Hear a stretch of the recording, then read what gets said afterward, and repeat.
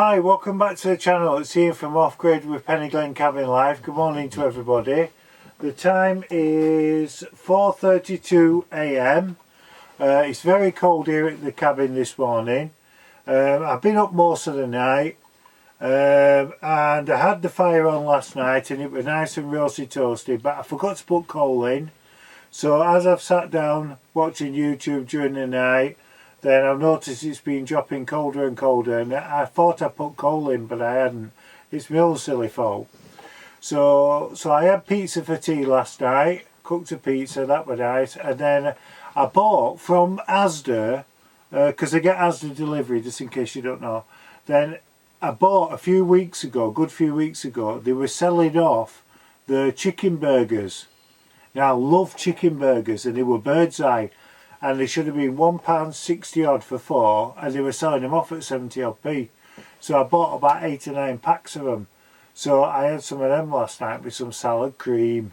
Ooh, they were gorgeous. I thought of you. I did, honest. I did. So a bit of a life update. What it is, I know I've mentioned it in the member section, but I've not mentioned it in the normal. So I'm just giving you all an update. For the last 4 days, up until yesterday, I'd run out of water at the cabin.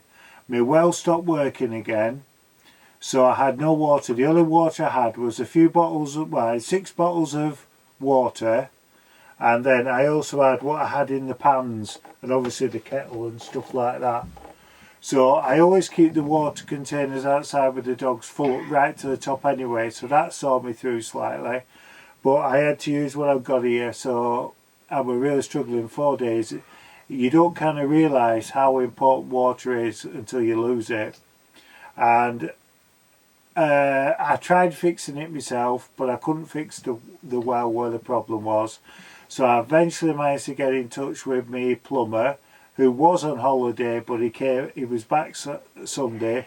So he agreed to come yesterday, obviously Monday. And he's got it all going for me, so the tank should be virtually full to the top now. It's been filling up all, well, from about 3-4 o'clock when he came yesterday. It's been filling up all night, so it should be full up now. So I filled all my pans up and everything, and I had a backlog of washing up as well, because obviously 4 days no water, it's quite a lot of washing up. So I've done all my washing up and everything. So like I say, I've got all the pans going, everything like that. So that's a bit of good news for me. I was talking to my brother on the phone tonight, and he was telling me about Anthony Joshua losing his belts in the boxing fight. I couldn't believe it.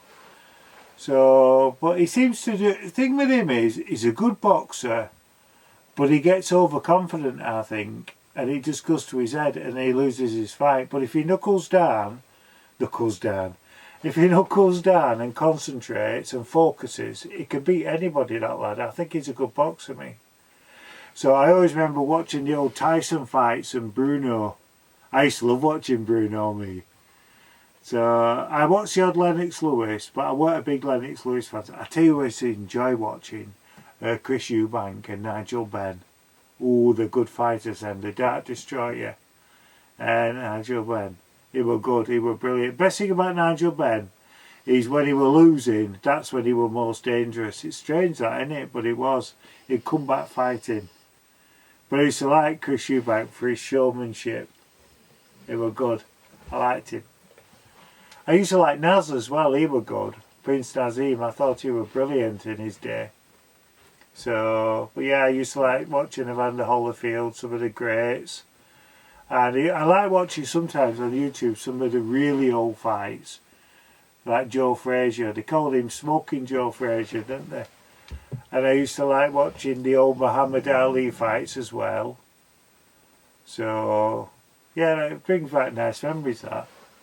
I always used to watch, I always remember in summer, this is true this, I always remember in summer when Wimbledon was on. Well, my sister's big into tennis, she loves the tennis, our Julie. And she got me hooked on Wimbledon. Now the only reason I used to like watching Wimbledon is because I used to love watching Boris Becker and John McEnroe and Jimmy Connors. I'm sure it's Jimmy Connors. But I used to like watching John McEnroe, because without fail he would argue through the tennis match. He would have the third official come out and everything. So it was brilliant. And I always remember we finished school at 3 o'clock and tennis were on. So I used to run home from primary school, all the way down the road, get home, and Aunt Julie would be there. She'd have a sandwich waiting for me, because she always made me my tea, Aunt Julie, without fail. And I'd come in, I'd have my sandwich, and she wouldn't let me leave table till I'd ate it. And then I used to come in and watch Wimbledon with it. It was brilliant. They were brilliant days then. I miss spending a lot of time with my sister Julie. She had a good childhood with her. So I always used to play for dominoes for 2p's. And then when I lost, I used to, I'm telling my mum that you were gambling, because mum was a big church goer. I'm going to tell my mum that you're gambling, so she'll throw money back at me. So I couldn't lose. So if I lost, I got my money back, and if I won, I got her money. So I couldn't lose. It was odds on, wasn't it? So that's about that. So that's about all my news. That's about it. Right, let me just check the kettle. I'm going to have some porridge for breakfast. I've not had porridge for ages. So I fancy a bit of porridge this morning. So I cheat when I do porridge. Instead of doing a pan of water and then adding the porridge, I boil the kettle so it's red hot. And then I get my porridge in the pan and then put the water in, and within less than a minute it's ready. So it's a lot easier that way. I always do it that way. So listen, I'm going to leave you in peace anyway. So I'm glad my water's back on. So I'm going to be doing some jobs outside. I'm thinking of either doing getting these boards up on the front and trying to get that ready, or I'm going to make a start on the extension as well. So I'm not quite sure. So listen, thank you for joining in. Thank you for tuning in. And I will see you all again next time down at the cabin. And remember, don't ever forget, dinky do. Stay safe and stay well, okay? And behave. And don't do anything I wouldn't do. So really, you can do anything you want. See you later.